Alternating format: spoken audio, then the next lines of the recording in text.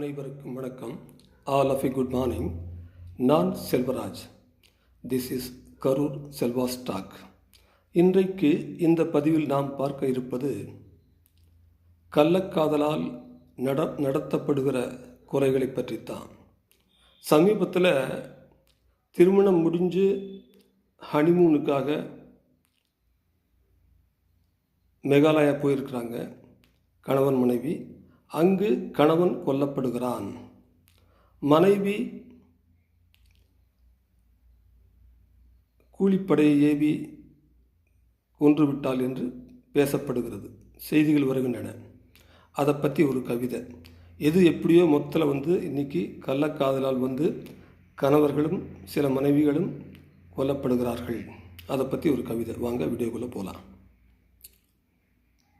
முன்னாள் காதலுக்காக இந்நாள் கணவனை கொலை செய்வதென்பது அநீதியானது. முன்பிருந்த காதலை முன்னிலைப்படுத்தி வம்பிழுக்கின்ற வாழ்க்கை வேதனையானது. ஆணும் பெண்ணும் உறுதுணையாக இருப்பதே உண்மையானது.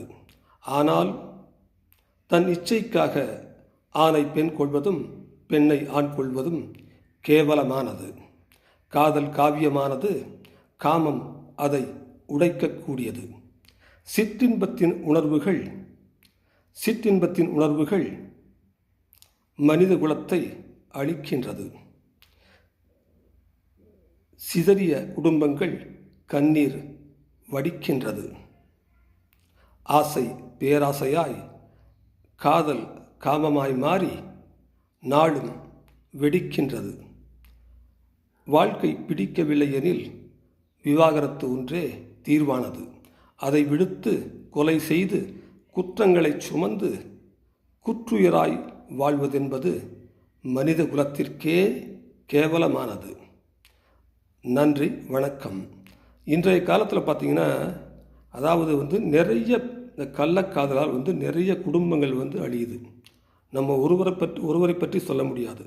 ஆண் அப்படி தான் பண்ணுறாங்க, பெண் சில பேர் அப்படி தான் பண்ணுறாங்க. ஆண்கள் பெண்களை கொள்கிறார்கள், பெண்கள் ஆண்களை கொள்கிறார்கள். எல்லாம் ஒரே ஒரு ஆசை, பேராசை தான், சிற்றின்பம். மனுஷன் ஒரு கட்டுப்பாடு இல்லை அப்படின்னா இப்படி தான் நடக்கும். ரொம்ப கேவலமான விஷயம். இந்த மாதிரி பண்ணுனா குடும்பங்கள் நிறைய அழிஞ்சு போகிறதுக்கு வாய்ப்பு இருக்குது. அப்படி தான் அழிஞ்சிக்கிட்டு இருக்கு.